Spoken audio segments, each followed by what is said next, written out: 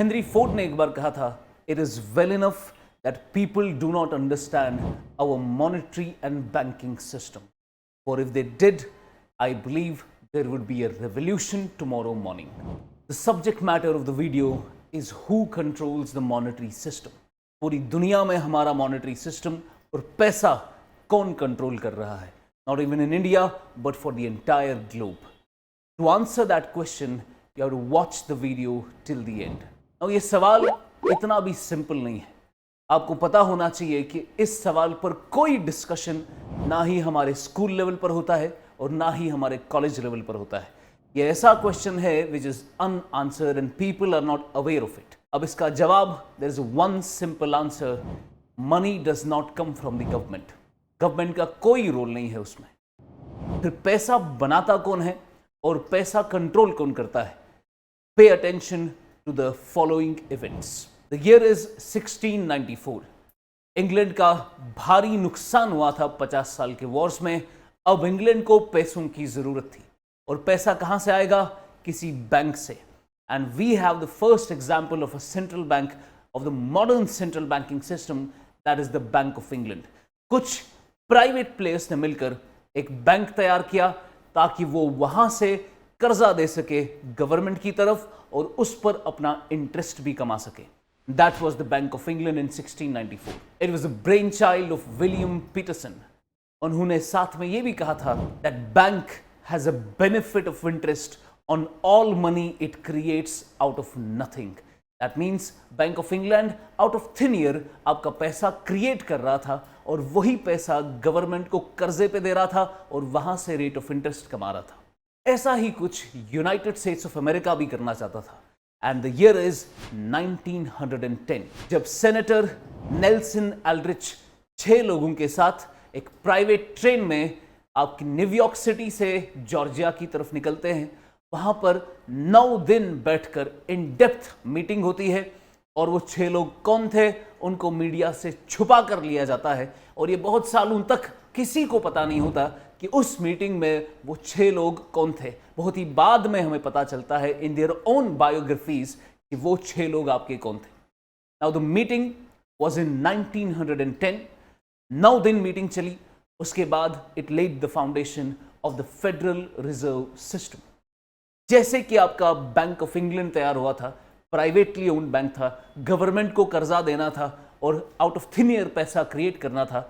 That is how the Federal Reserve System, they wanted to create this system, जिसमें आपका 1910 में they had this meeting, उसमें they proposed this idea कि हम भी इंग्लैंड की तरह एक फेडरल रिजर्व, एक सेंट्रल बैंक बनाएंगे जो प्राइवेटली ओन्ड होगा, हम उसको कंट्रोल करेंगे और फिर हम पैसा क्रिएट करके वो पैसा गवर्नमेंट को रेट ऑफ इंटरेस्ट पे देंगे। इन 6 लोगों में से एक का नाम है फ्रैंक वैंडरलिप।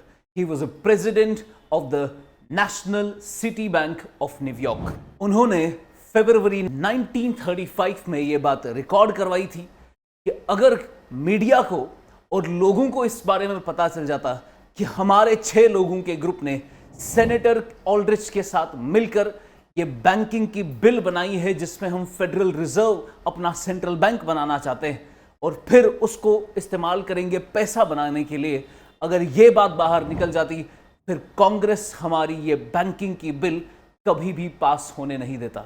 और उस वक्त ये ग्रुप जिसने सेनेटर के साथ मिलकर ये बिल बनाई थी, it was the richest group in the world. कहा जाता है कि पूरी दुनिया का 25% wealth was concentrated in the hands of these individuals. इस बीच अमेरिकन पॉपुलेशन को बोला गया कि फेडरल रिजर्व बनाने का मकसद इकोनॉमी को स्टेबलाइज करना है। उसके साथ साथ वॉल स्ट्रीट के जो बैंक्स हैं उन्होंने जो पूरा ग्रिप खड़ा किया है पूरे अमेरिकन पॉपुलेशन पर, उस वॉल स्ट्रीट बैंक्स को उनको रोकना है। और वॉल स्ट्रीट के जो बैंक्स हैं उनकी जो पूरी ग्रिप है अमेरिकन पॉपुलेशन पर, उस ग्रिप को आप रोकना चाहते थे। इसमें मजे की बात यह है कि जिन लोगों को रोकने की बात हो रही है वो वही लोग थे जिन्होंने ये बिल बनाई थी। अगर ये बिल पास हो जाती कांग्रेस में तो इन कुछ प्राइवेट इंडिविजुअल्स के पास ऐसा पावर आ जाता कि वो डॉलर को out of thin air produce करके वो डॉलर अमेरिकन गवर्नमेंट को कर्जे पर देकर आपका इंटरेस्ट भी कमा सकते थे और पूरी इकोनॉमी पे कंट्रोल भी कर सकते थे। इस बिल का ओरिजिनल नेम वाज ऑल्ड्रिच बिल, लेकिन इस बिल का बाद में रीनेम करके एक नया नाम रखा जाता है ताकि किसी को शक ना हो, and that was the Federal reserve bill of 1913। अब यहां से असल खेल शुरू होता है। आपका एक मीडिया पर डिसीटफुल कैंपेन शुरू हो जाता है, पूरे प्रिंट मीडिया पर और इलेक्ट्रॉनिक मीडिया पर, जहां पर यह बोला जाता है कि अगर यह बिल पास हो जाएगी तो बैंक्स का काफी नुकसान होगा, एज इफ कि ये बैंक्स के खिलाफ बिल बनाई जा रही थी और उनको कंट्रोल करने के लिए बिल बनाई जा रही थी।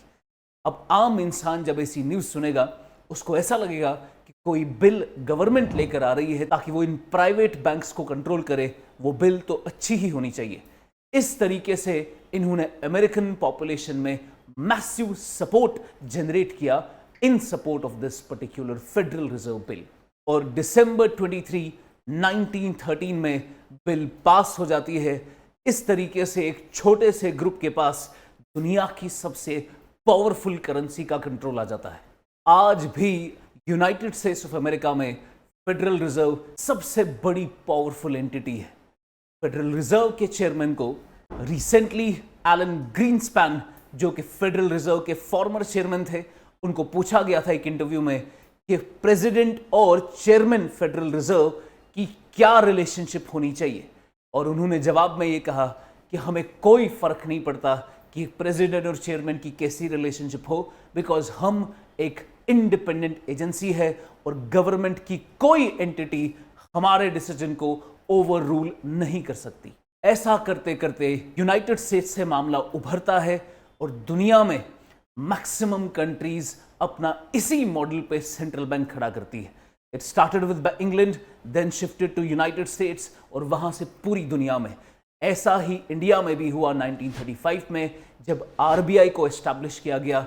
वो भी एक प्राइवेट बैंक था जिसमें 5 करोड़ का कैपिटल इनिशियल इस्तेमाल हुआ था उसको एस्टैब्लिश करने में। It was owned by the private sector. World war 2 के बाद जब ब्रेटन वुड्स कॉन्फ्रेंस आती है, उसमें यह डिसाइड हो जाता है कि दुनिया का हर एक सेंट्रल बैंक जो अपनी करेंसी को गोल्ड के साथ रखे हुए हैं, उनको गोल्ड स्टैंडर्ड से हटना चाहिए और उनको अपने रिजर्व में गोल्ड की जगह डॉलर को रखना चाहिए। हम क्यों अपने रिजर्व में एक डॉलर को एक दूसरी कंट्री की करेंसी को रखें, क्यों ना उसकी जगह गोल्ड रखा जाए? बिकॉज आपकी करेंसी जब गोल्ड के साथ होती है तो आप currency out of thin air नहीं बना सकते, आपको उसके लिए इक्विवेलेंट गोल्ड चाहिए होता है। और अगर आप गोल्ड स्टैंडर्ड से हट गए, जो कि यूनाइटेड स्टेट्स ने पूरी दुनिया को कहा कि आप गोल्ड स्टैंडर्ड से हट जाइए, आप अपनी जगह वहां पर डॉलर रखिए, तो हमने ये एक्सेप्ट क्यों किया कि हम अपनी रिजर्व में डॉलर रखेंगे? And the reason for that is dollar was convertible with gold. उन्होंने डॉलर को गोल्ड के साथ पेग किया था, और किस रेट पे पेग किया था? हर 35 डॉलर पे आपको 28 ग्राम का गोल्ड मिलता। That was the gold standard of United States after the Bretton Woods conference. और ऐसा ही सिस्टम चला, दुनिया के सारे सेंट्रल बैंक्स गोल्ड स्टैंडर्ड से हटकर डॉलर को रिजर्व करेंसी कंसिडर करने लगे। और फिर धीरे धीरे 1960s और 70s में, because they had to fund the Vietnam war, और उनको वहां ग्रेट सोसाइटीज इनिशिएटिव को फंड करना था अमेरिका के अंदर, उन्होंने डॉलर को छपाना शुरू किया आउट ऑफ थिन एयर, और उनके पास इक्विवेलेंट गोल्ड नहीं था। ये चीज सबसे पहले रॉबर्ट ट्रिफन ने रिकग्नाइज की कि उन्होंने अपने इनिशिएटिव्स को और अपनी पॉपुलेशन पर पैसा खर्च करने के लिए इतना डॉलर छपा दिया है जितना उनके पास गोल्ड नहीं था। उस वक्त हमारे पास फ्रांस में चार्ल्स डिगॉल के नाम से एक स्टेट्समैन थे। उन्होंने फ्रांस के रिजर्व करेंसी में जितना भी डॉलर पड़ा था वो उन्होंने यूनाइटेड स्टेट्स को ऑफर किया और कहा यूनाइटेड स्टेट्स को कि आपने ब्रेटन वुड्स के अंदर हमें ये प्रॉमिस किया था कि आप हर 35 डॉलर पे हमें 1 आउंस ऑफ गोल्ड दोगे, ये आपका डॉलर रहा, हमें अपना गोल्ड चाहिए। And that was the time in 1971 president Richard Nixon announce करते हैं पूरी दुनिया को that we are suspending the dollar gold convertibility. हम आज से डॉलर को गोल्ड में कन्वर्ट करके नहीं दे सकते। आपके पास जो रिजर्व पड़ा है उसको अपने पास रखिए, there is going to be no conversion at all. तब से लेकर आज तक यही सिस्टम है कि हमारे रिजर्व में डॉलर्स तो है पर they are not convertible with gold. तो एक तो हमारी खुद की करेंसी पेपर की बनी है, उसके पीछे जो बैकिंग थी डॉलर की वो खुद एक पेपर करेंसी है, और उसके जो पीछे बैकिंग थी गोल्ड की अब वो भी नहीं रही। तो पैसा आउट ऑफ थिन एयर बनाया गया है। आपका डॉलर भी ऐसा ही बनाया जाता है, आपका रुपए भी ऐसा ही बनाया जाता है। आरबीआई के पास इस वक्त जो टोटल रिजर्व में पैसा है 115 करोड़ का गोल्ड है और 85 करोड़ का फॉरेन एसेट है। उसके बेसिस पे आरबीआई ने 20 लाख करोड़ से ज्यादा करेंसी छपाई है। अब हम अपनी करेंसी को डॉलर के साथ कैसे रिलेट करेंगे? हम इसको ऐसे रिलेट करेंगे कि अमेरिका जब यूएस के अंदर खुद कोई मॉनेटरी पॉलिसी डिसीजन लेगा जिसमें वो अपनी मनी सप्लाई बढ़ाने की कोशिश करेगा, तो हमारे पास जो डॉलर पड़ा है उसका वैल्यू कम हो जाएगा। तो हमारी करेंसी पर डेट्रीमेंटल इफेक्ट पड़ता है उसकी वजह से। या पर वहां पर अगर वो मनी सप्लाई गिरा देते हैं तो इंडिया से आउटफ्लो होना शुरू कर देता है, because now we are in the global interconnected system. ये थी बात सेंट्रल बैंक की। लेकिन सेंट्रल बैंक के साथ साथ असल पैसा is not only controlled by the central bank, it is also created by the banks, the commercial banks of the nation. अब हमारे देश में आरबीआई तो सेंट्रल बैंक है, they've created a total reserve currency of 22 lakh crore, जो आपके paper notes की शक्ल में है, जो आपकी करेंसी की शक्ल में है। और उसके अगेंस्ट हमारे कमर्शियल बैंक्स ने 120 लाख करोड़ से ज्यादा मनी सप्लाई क्रिएट किया है। Now, how do they create money? Again, they create money out of thin air. आपका आरबीआई का जो करेंसी है it acts as a reserve currency, और उस करेंसी के बेसिस पर वो क्रेडिट क्रिएट करते हैं पूरे कंट्री में, आपके लोन्स दे देते हैं, डेट क्रिएट करते हैं। और असल पैसा इकोनॉमी में डेट ही कंसिडर होता है। असल पैसा करेंसी नहीं है, currency is just the part of the money supply. असल money supply is credit, money is credit, money is debt. असल पैसा डेट है, कर्जा है। और आपको करना क्या है? बैंक के पास थोड़ा पैसा है, वो वही पैसा आपका क्रेडिट की शक्ल में दुनिया भर को दे देता है। देयर इज अ फॉर्मूला जो कहती है कि अगर मनी मल्टीप्लायर इकोनॉमी में 10 है, इसका मतलब आरबीआई अगर 10 रुपए छपाएगा, बैंक उस 10 रुपए से 100 रुपए क्रिएट करेगा।